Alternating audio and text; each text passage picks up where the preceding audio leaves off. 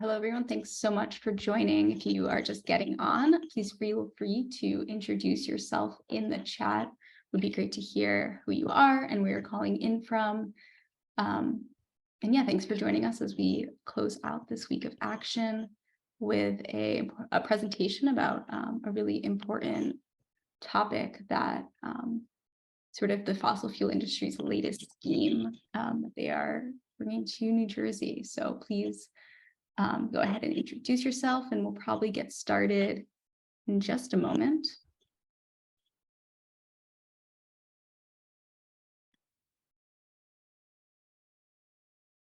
Feels like the folks joining are slowing down a little bit. So yeah, we can get started. My name is Sam DeFalco, and I'm an organizer with Food and Water Watch. Thanks everyone for being here this evening. So before we pass things over to our presenters, I'm just going to share a little bit of housekeeping. So because there's a large group of us and we have a lot to present, everyone's going to be muted until we get to the Q&A. So if you have any questions throughout the program, please go ahead and put those in the chat, and we'll address them as we go along or at the end. If you have any tech issues throughout the program, you can message me. I name myself tech support, so you can see, and I'll put my name, I'll introduce myself in the chat when I'm done talking, so you can message me if you have any tech issues. And yeah, so for this evening, our program is going to include an introduction and context to false climate solutions and why it is crucial that we educate ourselves. So as a movement, we can fight back the fossil fuel industry's latest scheme to continue their polluting fossil fuel projects while continuing, business as usual, and also getting billions of dollars in taxpayer subsidies to continue these polluting schemes that are worsening the climate crisis. Then we'll hear a little bit about each of these false solutions, including hydrogen, renewable natural gas, or biogas, things like that, and carbon capture and sequestration. Then we'll talk a little bit about some of the legislation moving forward in New Jersey that would, give billions of dollars to these industries. And lastly, we'll end with some calls to action and about how we can get organized to fight back against these latest schemes. And then we'll end with a Q&A so we can all have a chance to discuss and ask questions. So thanks again for joining as we wrap up our really powerful week of action, Our Planet, Our Future. And I will pass things over to our first presenter.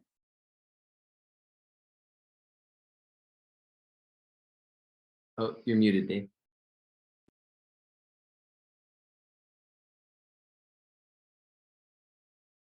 Sorry about that, Dave. You should be able to unmute yourself now.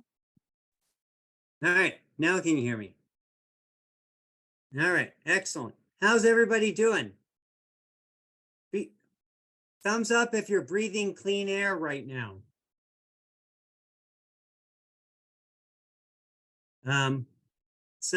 I don't know about the rest of you, but I've been living in New Jersey for 57 years. Today is my 57th birthday.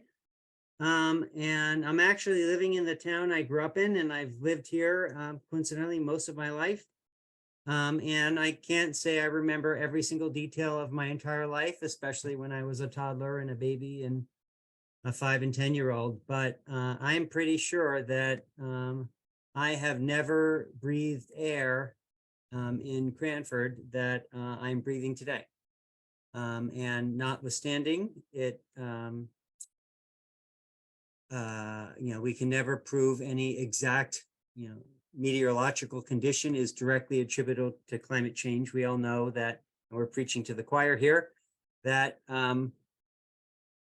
they're obviously all linked. I am very confident that if the climate wasn't warming, we would not be breathing the air we're breathing today. We're all having a bad air day, which Doug, being the longtime Clean Air Advocate knows lots about bad air days, but most folks think of bad air days as bad hair days, but we're having a bad air day. And not sure about the rest of you, but I'm pretty damn frustrated. And I'm hoping I can share my screen. Can I share my screen? I don't think I can. So we'll worry about it later. Once I'm off camera, I'll pull it up. But the Assembly Republicans here in New Jersey today decided the right thing to do in light of bad air here in New Jersey is to put up a tweet showing the smog or the gray air over the State House. And what is their solution, or what is their comment of the problem of today? Murphy's mask won't work for this either. Of course, they propose no solution. And most of them not only oppose the solutions that we suggest, but they are pushing solutions that we oppose, which is the subject of tonight's webinar. The good news is there's a lot less climate denialism these days. The bad news is the bad guys have not changed their profit motive. They've just changed their tune. They're acknowledging, or they're at least not denying climate.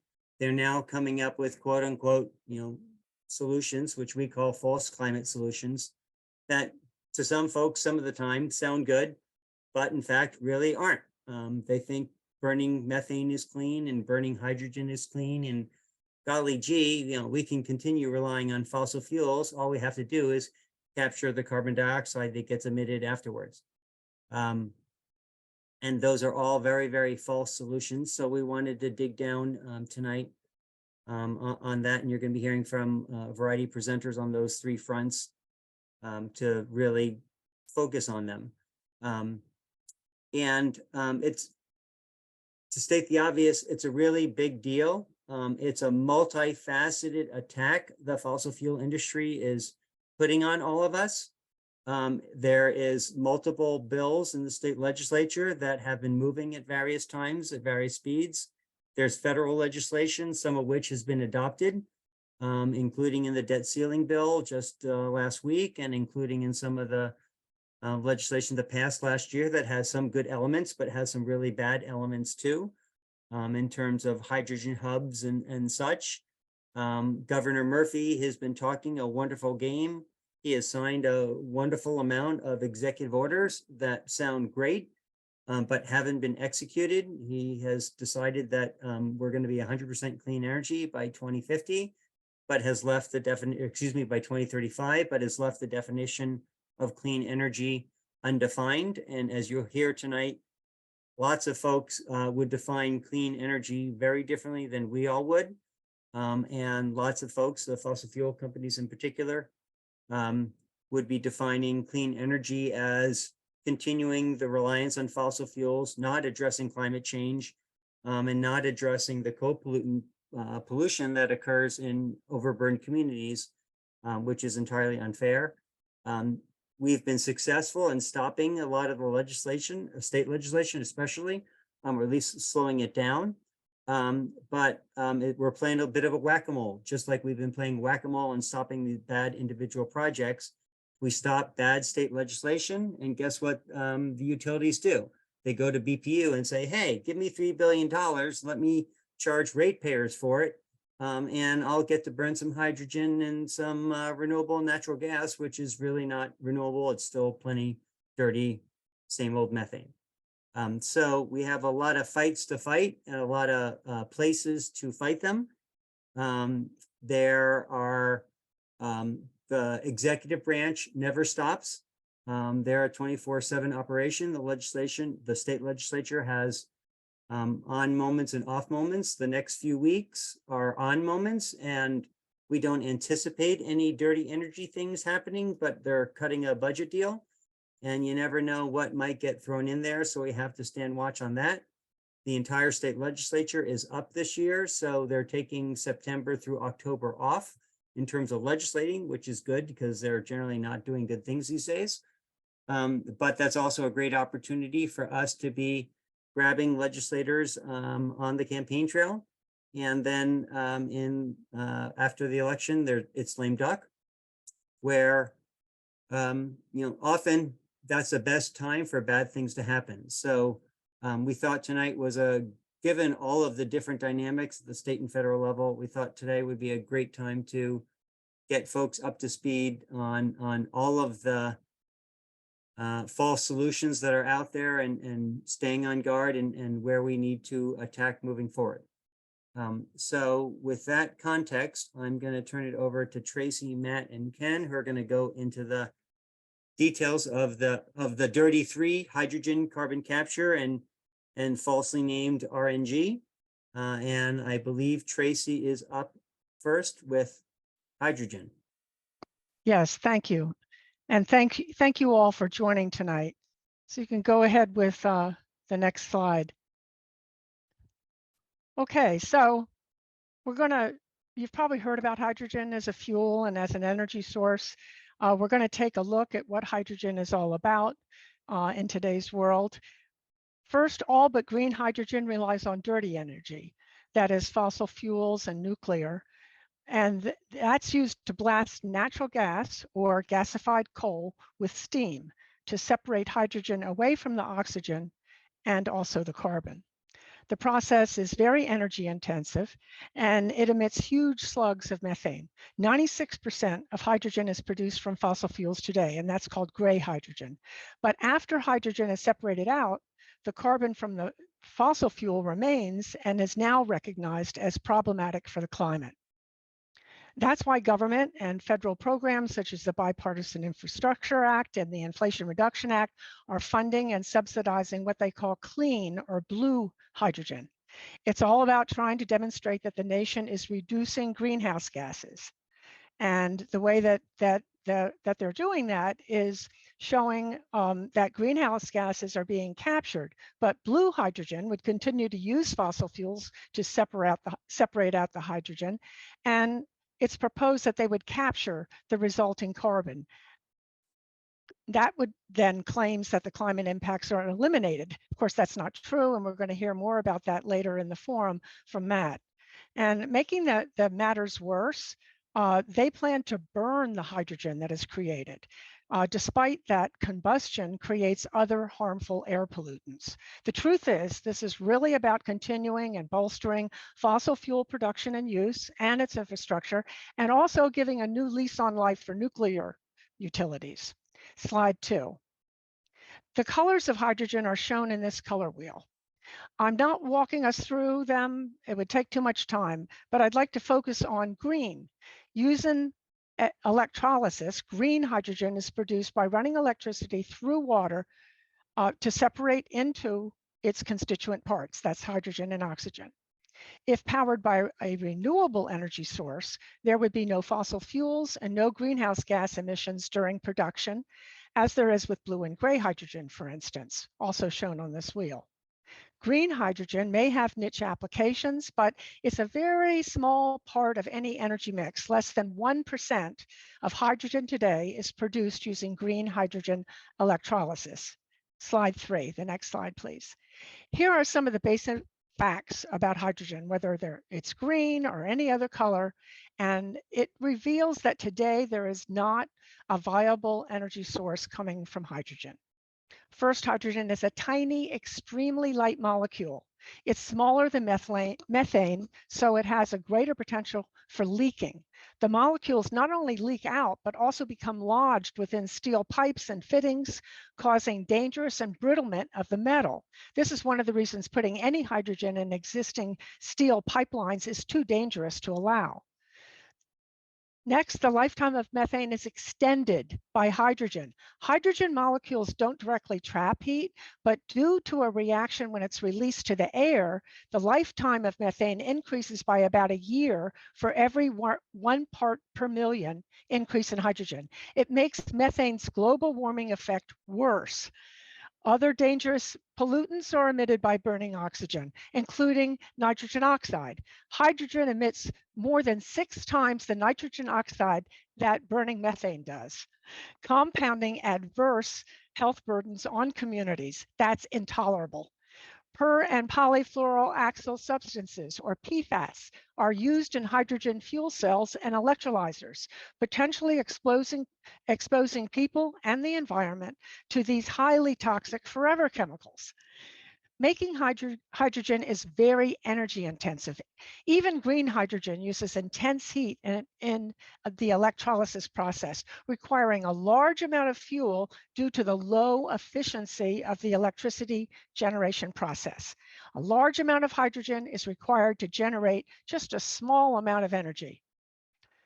No matter the hydrogen color or method of production, hydrogen is highly flammable and famously explosive and poses a serious safety threat to communities. Hydrogen rates the highest rating on the National Fire Protection Association flammability scale because it is flammable when mixed even in very small amounts with ordinary air. Hydrogen processing is extremely water intensive. It's estimated, for example, that at least 9 tons of water are required to produce 1 ton of green hydrogen. We can't waste precious water.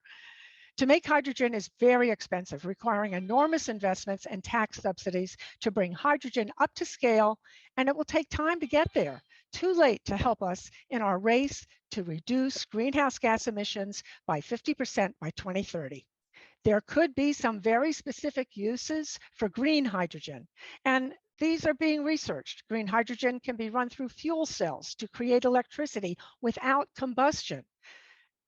That's through an electrochemical process, and it emits no greenhouse gases or NOx. For instance, the government is promoting fuel cell research and development for heavy motor vehicles. Next slide, please. It's wasteful to eat up renewable energy sources in an energy and water intensive process to produce a dangerous, expensive, explosive product when we can use those renewables, such as solar, directly as clean, economically, and environmentally beneficial energy resources. We cannot afford waste. The truth is the energy industrial complex, whether natural gas, coal, or other fossil fuels, primarily want to preserve their cash cow system and find new markets for the nation's glut of natural gas they can't sell anywhere by promoting hydrogen that employs it. And nuclear wants to get in on the take. That unspoken dynamic will dictate what types of hydrogen are actually produced by, next slide please, the final slide, hydrogen hubs. The Federal Bipartisan Infrastructure Act of 2021 allocates $8 billion for building regional so-called clean hydrogen hubs. The doling out of the funding has been a very secretive process. From what we do know, most plan to use a mix of feedstocks, all colors of hydrogen, lots of frack gas and nuclear. There are 2 hubs involving New Jersey, and on this last slide, these are some of the entities supporting the one in the Delaware River watershed involving South Jersey. So enough said, looking at that slide. So I'm now going to turn it over to Matt Smith, who's going to talk about carbon capture and sequestration. Thank you.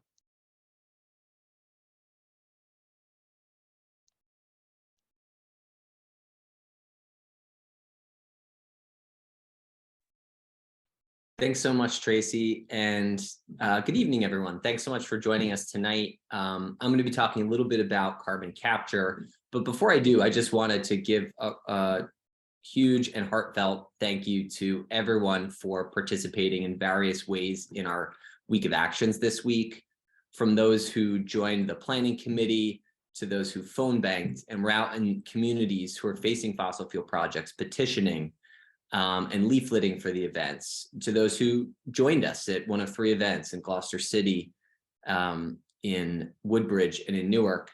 That is the work that makes our movement possible. And just thank you so much for being a part of it. Never been more important. So yeah, as Sam and Dave mentioned, we're facing an onslaught of these false solutions, which are really mostly about propping up the existing fossil fuel economy. And yeah, it's important to distinguish between the types of carbon capture technology, because they're not all created equally. The first, biological sequestration, is the natural ability of life and ecosystems to store carbon. So think of, trees, forests, coastal wetlands as particularly excellent natural technologies at storing carbon. And yeah, this is good carbon capture, and reforestation and proforestation must be central to any real climate plan. The next form is direct air capture. And that's a technology which is supposed to suck carbon dioxide straight out of the atmosphere. The main problem with direct air capture is that it actually emits more carbon than it removes. And that's because it's such a power intensive industrial process. It also uses toxic solvents, which compound environmental justice and other safety issues. But let's just say that, direct air capture was scaled up, and we converted every last electron that the United States currently produces towards the purpose of direct air capture. It would still only capture a quarter of our annual emissions, which is nowhere near where we need to go. And it would require quadrupling the size of our power grid, which is not only highly unfeasible, but wildly expensive, and would it actually just increase the emissions that it's supposed to capture. So direct air capture, not so great. The next form is carbon capture and storage. And that's a process in which large complex machinery is built onto an existing emitter of carbon pollution. The purpose here is to continue burning fossil fuels while capturing some of the carbon dioxide gas that would otherwise be emitted into the atmosphere. So often these carbon capture and storage, or CCS projects, like the failed Petronova project, which was at a coal plant in Houston, Texas, come in with rosy claims. They said, oh, we're going to capture 90% of the carbon from this coal plant. Reality, they only captured as little as 7% of the total emissions from that facility. And in many cases, they actually increase CO2 emissions, because 95% of all carbon captured today is used to increase oil production. So they actually take the carbon and blast it into oil wells to suck out every last drop. So, the other main problem with these techno-fix carbon capture technologies or schemes is that the whole premise is singling out one pollutant as the problem with fossil fuels. And the main issue there is that it would perpetuate environmental injustice, because if all we do is remove carbon, we're letting all of those other co-pollutants, dioxins, particulate matter, ozone, volatile organic compounds, continue to spew in communities. And where are those fossil fuel facilities primarily located? Well, they're in Black, brown, and poor communities. So carbon capture and sequestration would exacerbate environmental injustice. The last kind of carbon capture technology is bioenergy with carbon capture and storage. And that's the hope that we can bury emissions from burning biomass underground. And, the proponents say that since trees and agricultural crops naturally remove carbon, burning them to produce energy and then capturing and storing the resulting carbon emissions should deliver negative emissions. But that's only the case if what they're burning is net new growth beyond all of the biomass that's growing on the planet today. And if those plants aren't new, then the overall emissions balance would be at best zero, but certainly not negative. And the whole BECCS chain, production chain, is extremely energy intensive. It leaks so much carbon into the atmosphere that in most cases, it probably wouldn't even achieve net zero emissions. So it would be an actual increase in overall emissions. And despite all the hype, mostly by fossil fuel interests, there are no operational BECCS facilities anywhere in the world that have negative emissions. We can go to the next slide. So with carbon capture and sequestration, which is the form that is receiving subsidies in both the Bipartisan Infrastructure and Inflation Reduction Act, and is the most common form of carbon capture we think about in terms of, and it is the primary form we think about within the context of the New Jersey legislation that's moving forward. It comes with a whole range of related infrastructure because, you know, after carbon is captured from an emission source like a power plant, it is pressurized to more than 1,000 pounds per square inch, which turns it into a dangerous, dense phase supercritical fluid. 95% of carbon currently captured is used for enhanced oil recovery, which I mentioned. But that means that the carbon that's then super pressurized to the supercritical fluid would be injected into pipelines. And eventually the goal or the theory is that you'd create a whole new network of pipelines all over the US to transport that waste carbon from polluting facilities, coal plants, you know, gas plants, steel facilities, petrochemical facilities.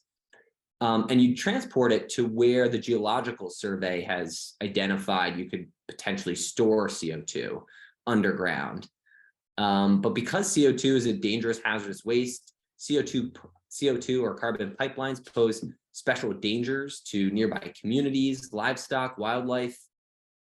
In 2020, we saw the results of this when a carbon pipeline ruptured in Santartia, Mississippi, and the CO2 stopped emergency vehicles who were responding in their tracks because the CO2 displaced the oxygen in the ambient air surrounding the pipeline rupture. This sent 49 people to the hospital, and many victims are still experiencing symptoms today.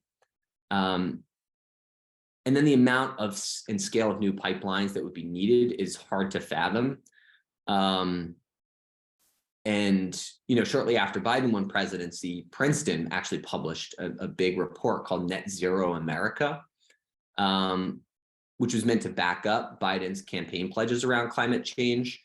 But what they found was that we would need 68,000 miles of new pipeline. And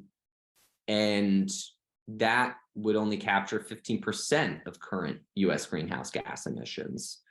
One of the pipelines, just anecdotally, that Princeton theorized would be an 800-mile, 48-inch pipeline down the whole length of the East Coast from New Jersey, actually just north of Princeton, to Georgia, that would be identical in size and length to the massive Trans-Alaska pipeline.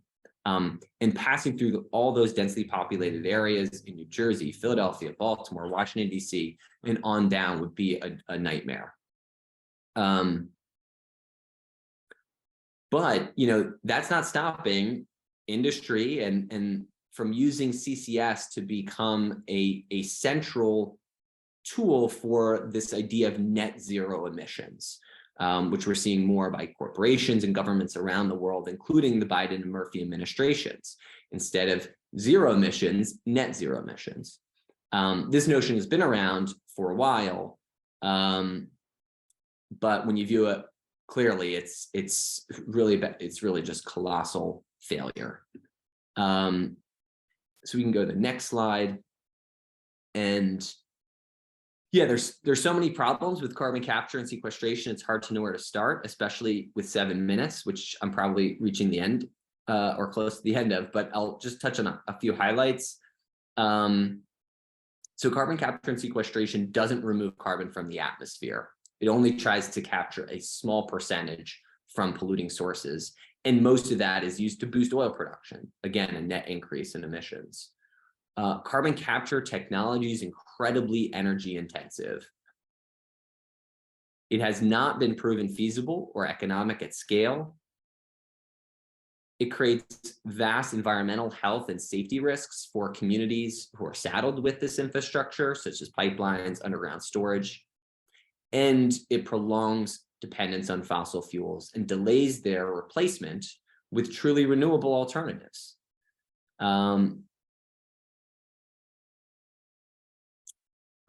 It's been assessed that carbon capture and sequestration, if implemented at scale, would increase the cost of electricity to families by up to 50%.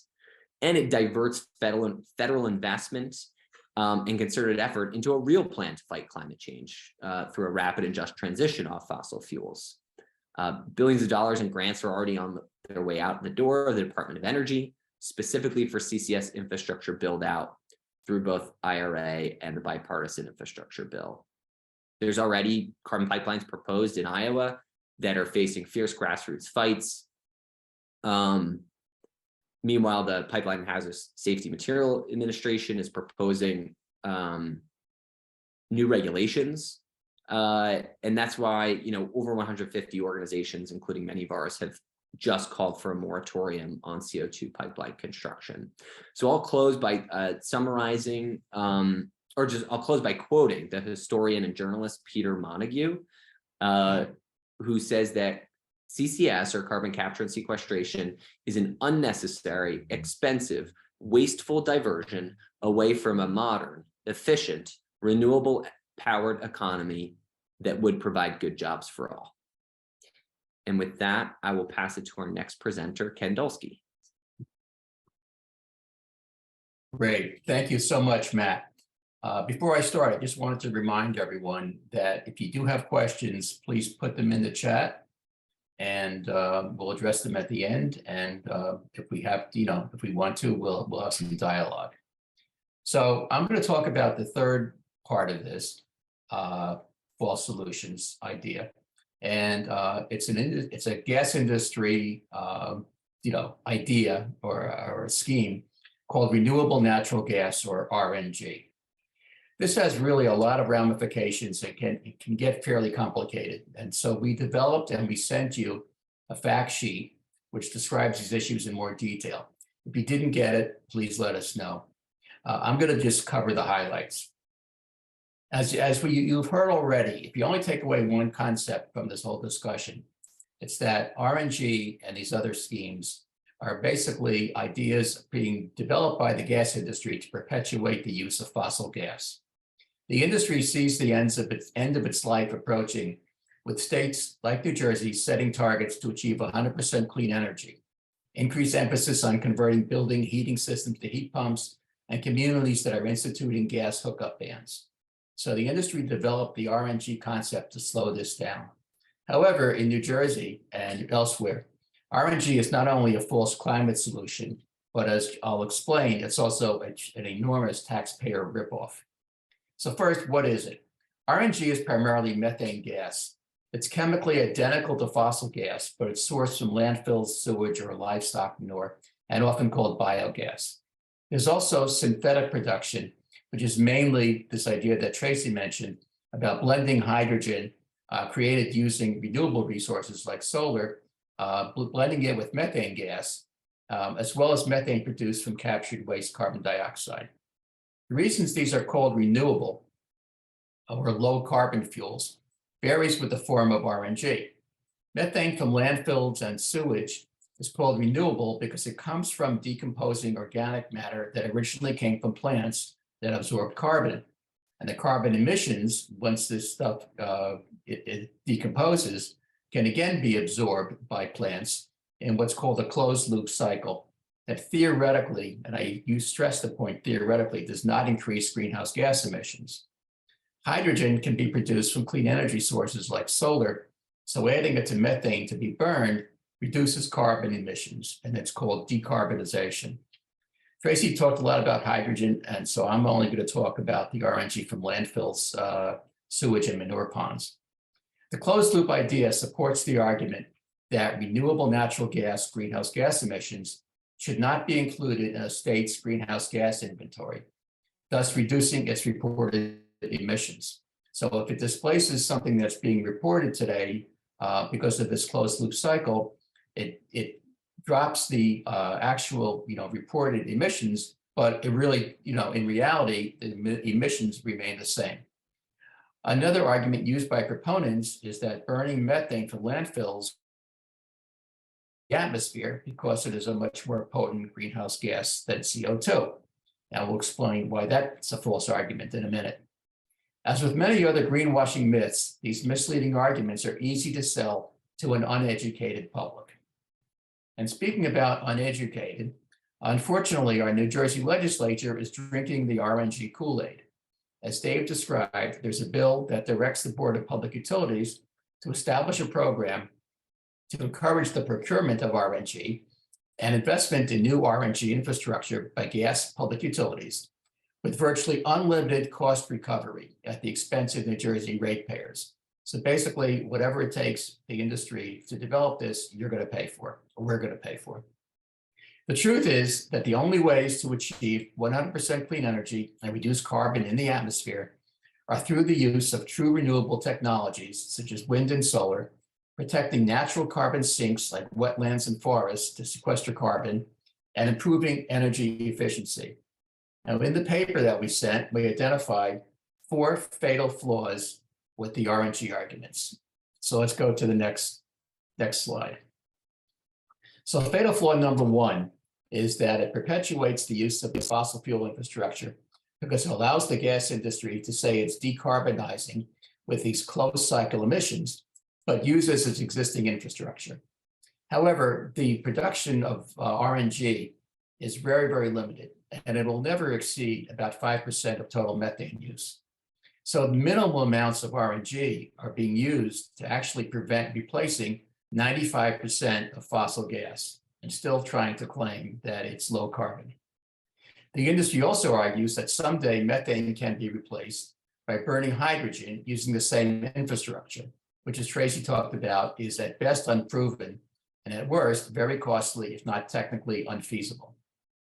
And there was a report that the BPU commissioned about gas in New Jersey, and that report said that demand reduction programs such as energy efficiency improvements, building electrification, and innovative rate designs are much more effective than building new expensive sources of methane. The second fatal flaw is that the climate and environmental impacts of burning RNG are the same as burning fossil methane.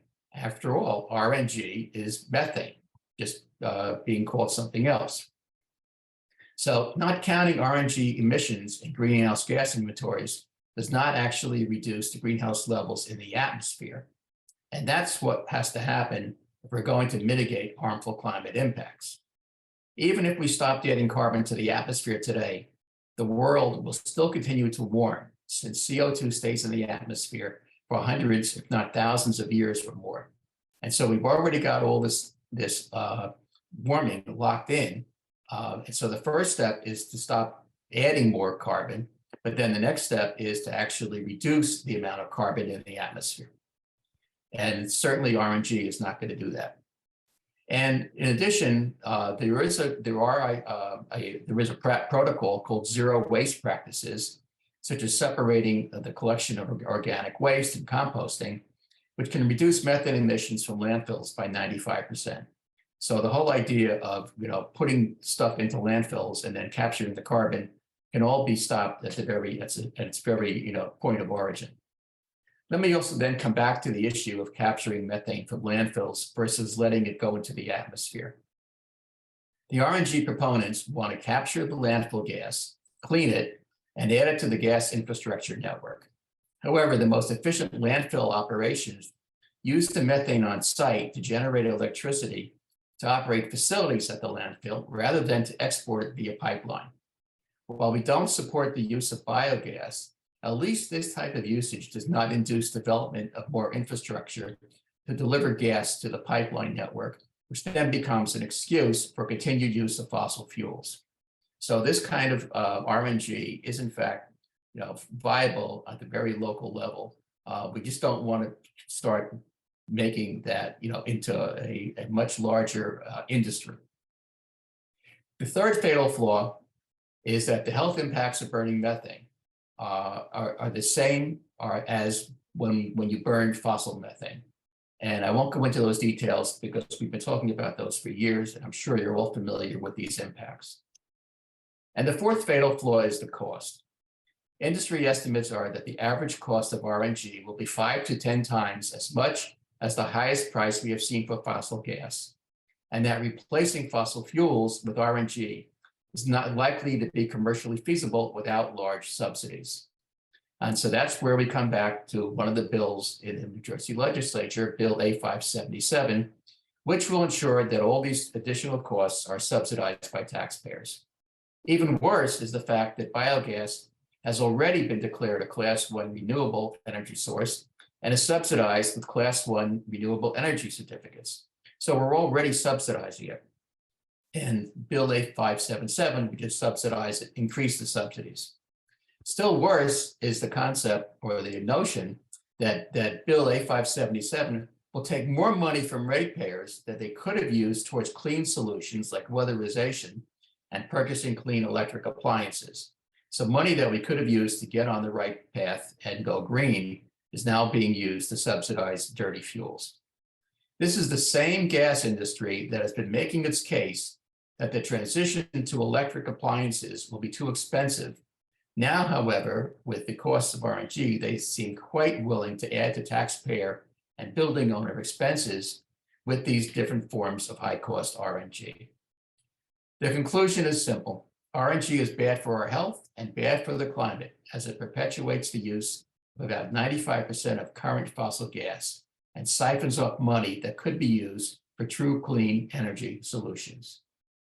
And with that, I will turn it back to Doug, I believe, who is going to wrap up. Super. Thank you so much, Ken.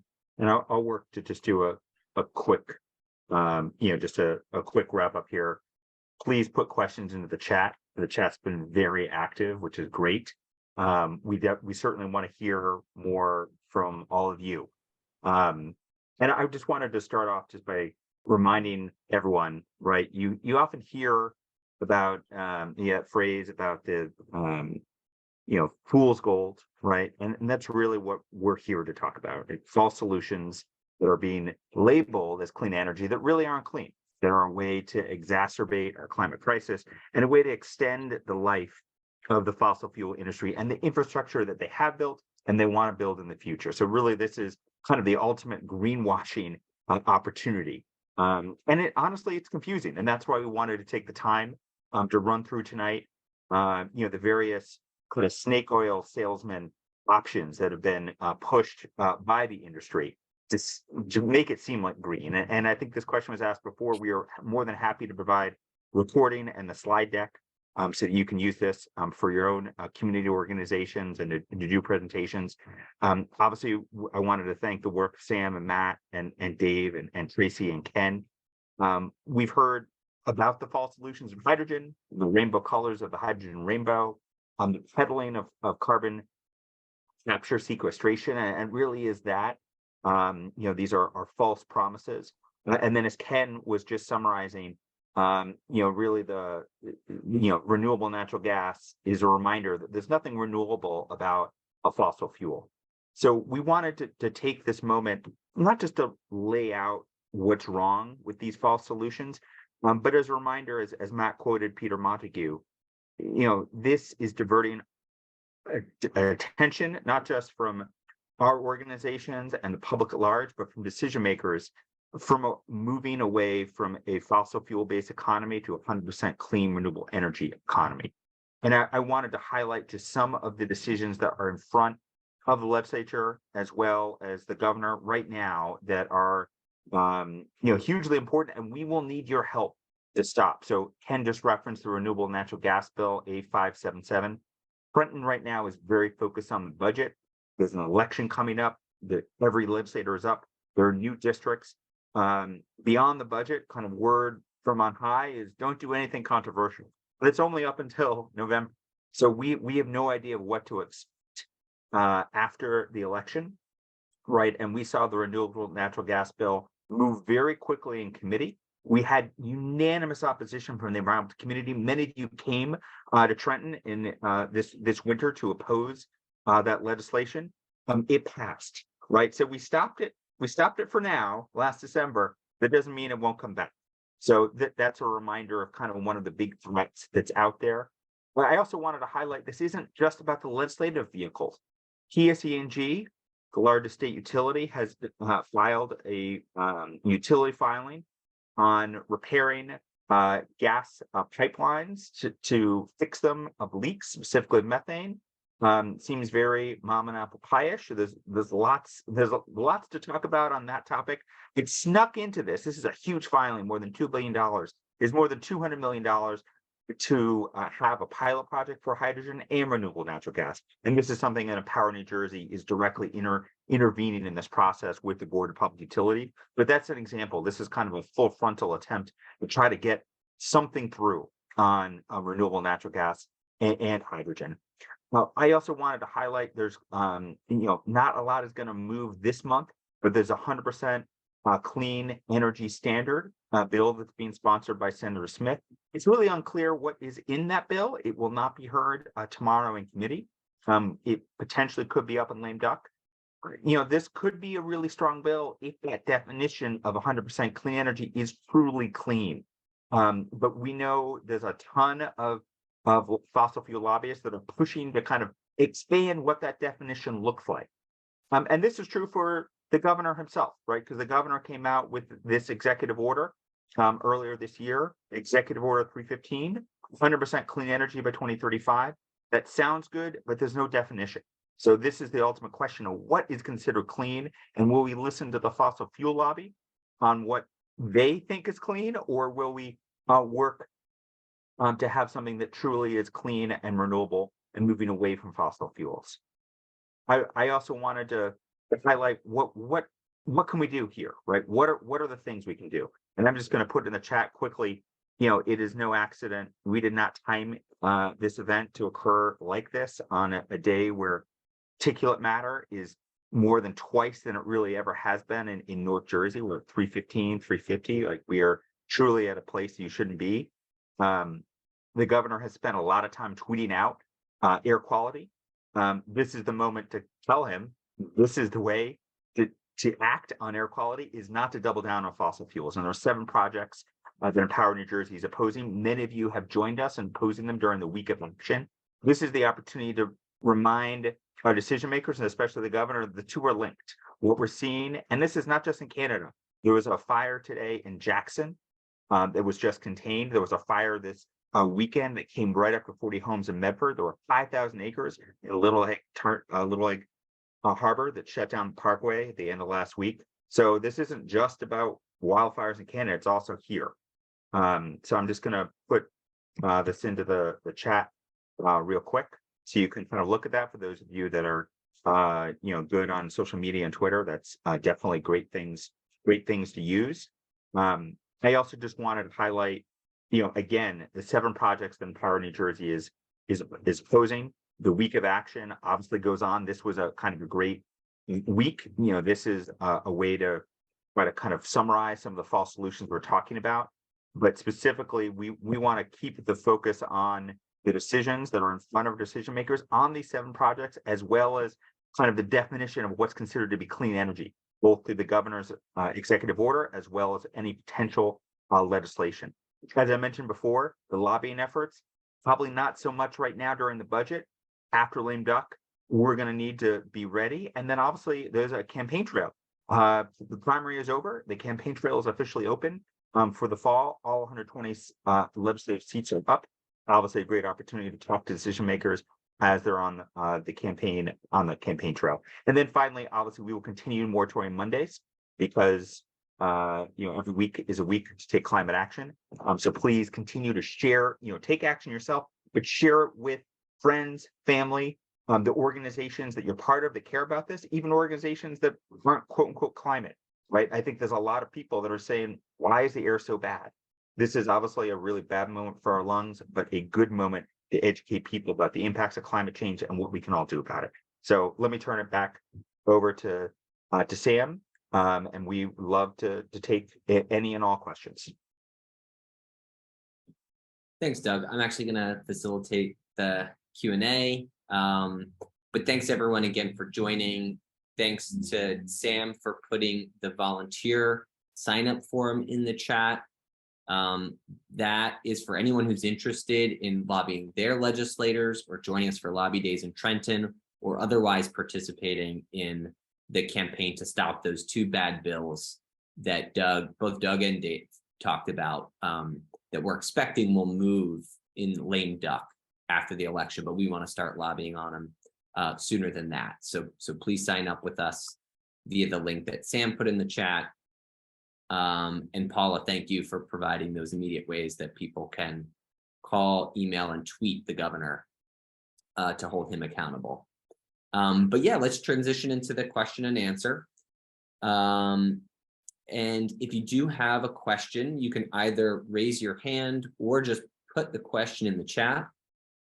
I do see we have 2 questions already.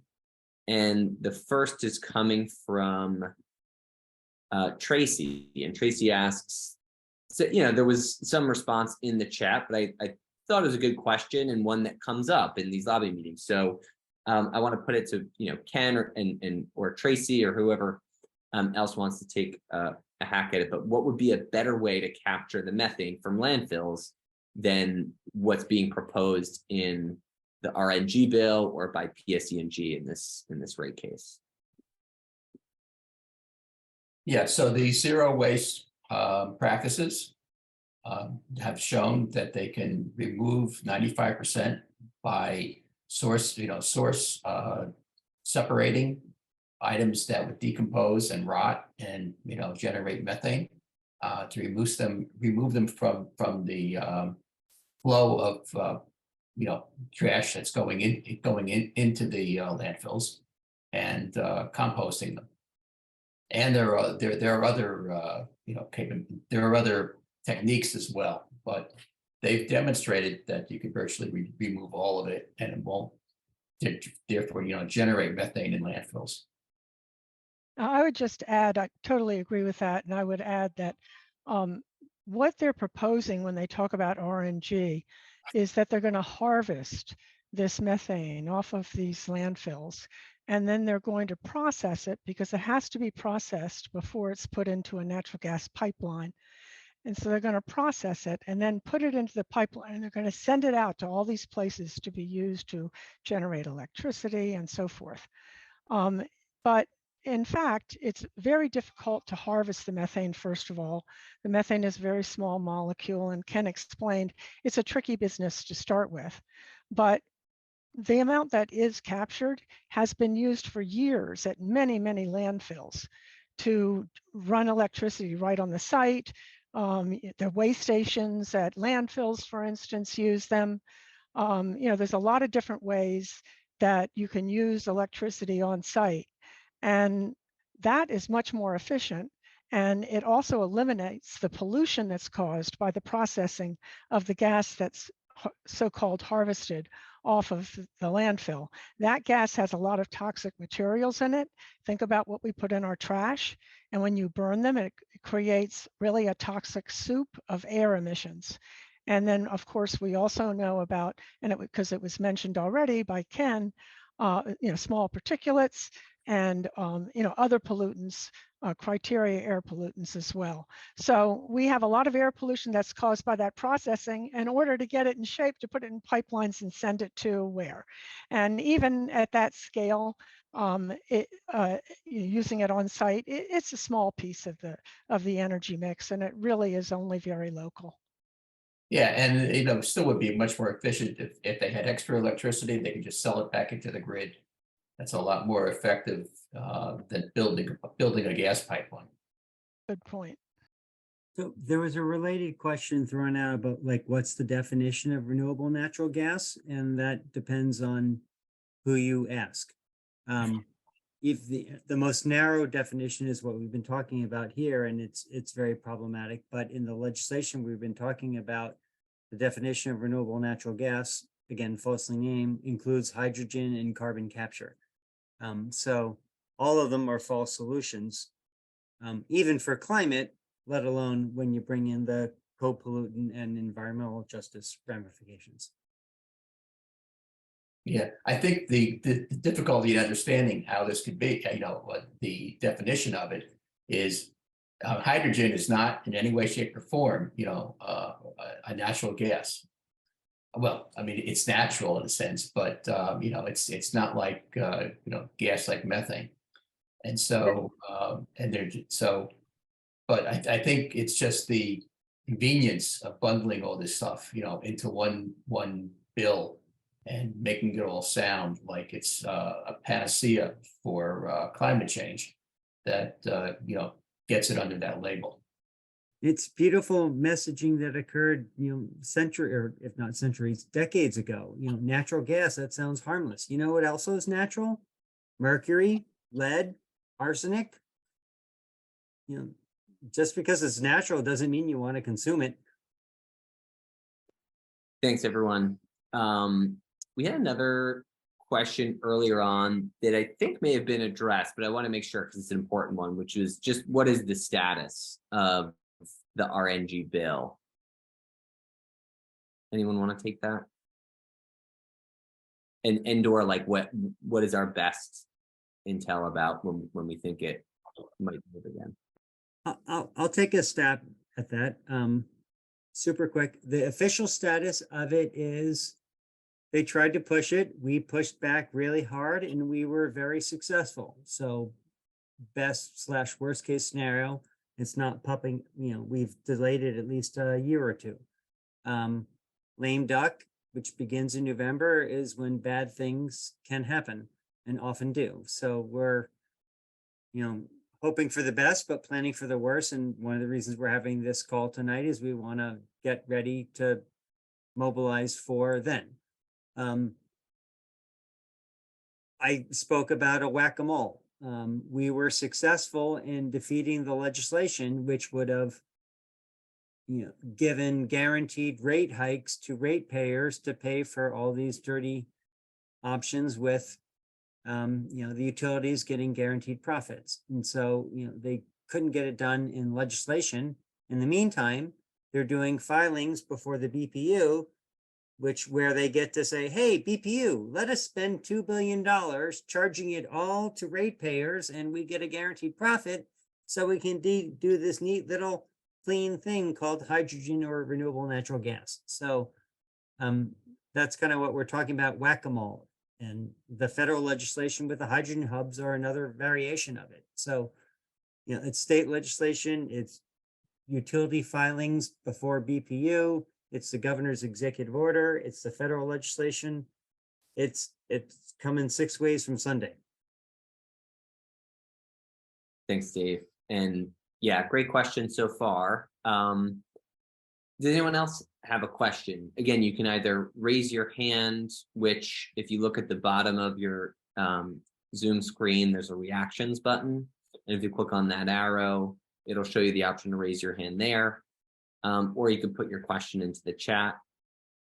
Either way is fine. If you do raise your hand, we'll unmute you so you can ask your question.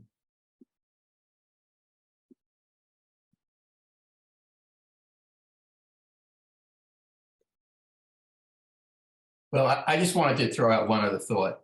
Maybe people think about this a little.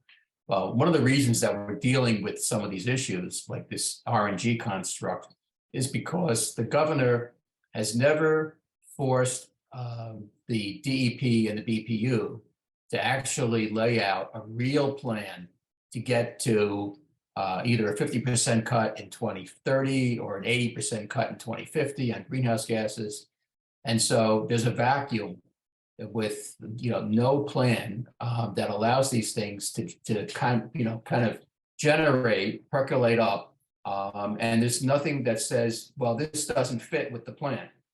And the plan, if you look at the Energy Master Plan document, which has some pathways to 80% reduction, basically shows that after 2050, there's no use of natural gas or no use of fossil gas. And if there really was a plan to do that, then you couldn't have things that say, well, let's use 5% hydrogen and we'll keep 95% of the fossil gas. It would have to go at some point. It just, it can't fit into that kind of construct. But because the governor has not done that and has left everything vague and open, all these ideas pop up and there's nothing to say that this doesn't work or this doesn't fit New Jersey's plan. So his inaction really is at the heart. You can't see it, but that's what's really at the heart of causing all these problems.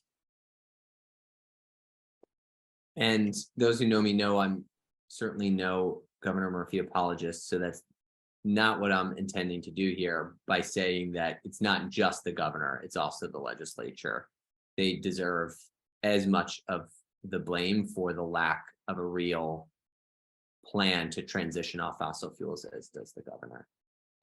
Although maybe they're less hypocritical because they talk about it less than he does. And our federal people too. Yes. So I'm going to repost in the chat both the Empower's response to the governor in terms of he's saying he's doing all he can and given this bad air day, and we all know he's not. And also the Assembly Republican response that suggests, we shouldn't even bother with masks. So for those that are in the Twitter world, please repost, tweet, amplify, etc., as you see fit. Yeah, and we're at the hour, so I think we want to wrap. But I do see, Steve, you have a question. If you can just ask it quickly, so we can get you an answer and then wrap up. Okay. 1 hour ago, I saw the EPA proposed new pollution standards for reducing greenhouse gases from fossil fuel-fired power plants for both new turbines and also existing turbines. And their standard of performance was basically, I guess the standards have to be met to equal or reduce less than 30% low greenhouse gas hydrogen co-firing in 2032 and 96% low greenhouse gas hydrogen co-firing in 2038, or meet a 2035 standard of CCS pathway with 90% capture in 2035. How on earth can New Jersey be different than the federal government? And shouldn't these arguments be taken then to the EPA? It's going to be open for comments very soon. So I think it's not an or, but and. We need to hold the governor accountable to use his authority. New Jersey has delegated authority over the Clean Air Act and the Clean Water Act, which gives this governor broad jurisdiction to regulate carbon. And he has not utilized that full jurisdiction and he's an authority, so he should. So there's a lot that the state could do. He can also reject permits for new projects. There's so much more that he can do that he hasn't. And you're right, we also need to take these arguments directly to the president and the White House and our federal representatives, who are clearly, many of whom are on the bandwagon of many of these false solutions. And that's also untenable. I don't know if others want to weigh in on that question. Well, some of that sounds like it might not be even technically feasible. Just saying, I think that's Steve's point. Or, financially viable. I just want to hit home. It's not an either or. And it's more than a both and. It's not just feds versus Murphy. It's state legislature. It's Congress. It's BPU. It sucks. The bad news is, there's no silver bullet. The good news is, this is a bad analogy given that I'm very anti-gun, but there's lots of targets out there for us to go after too.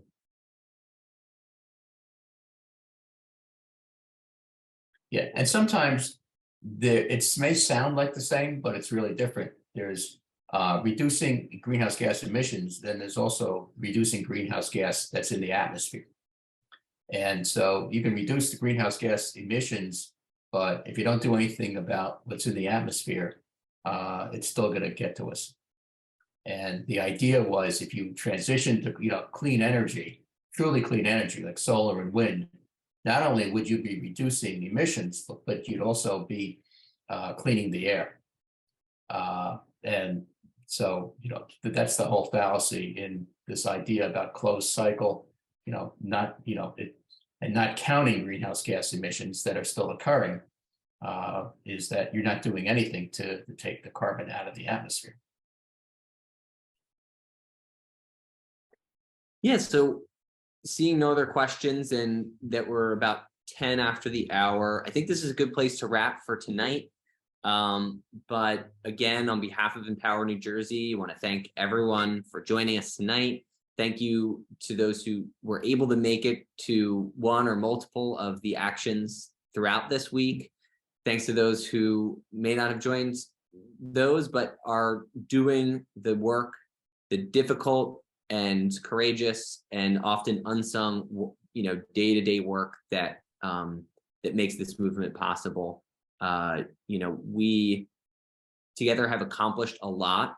In the last 6 years alone, we've stopped 4 major fossil fuel projects and one on a whole lot of other fronts. And it's only possible because of your participation and the energy and creativity and joy that you bring to this work. So thank you all. We are not going to stop. We are, as Paula said earlier, these impacts are only going to bring more people into our movement. So really looking forward to, how we move forward together. If folks do have questions, if any of the Empower committee wants to drop their email in the chat before you wrap, that way you can connect directly with an organizer. But we will follow up with everyone who fills out that volunteer form. And again, on behalf of all of us, thank you all so much. And Matt, I just dropped all the presenters' emails in the chat. Great. Thanks, Dave. Thanks, everyone. Let's keep it open Thank for you, a moment or everyone. two for anybody who's busy copying things. And somebody more technically savvy than me, we enabled the chat so people can save it, right? Yes. Yeah. We will share the recording. We'll be sending it out to all registrants too. Thank you all for coming tonight. Good night. Breathe safely. But breathe.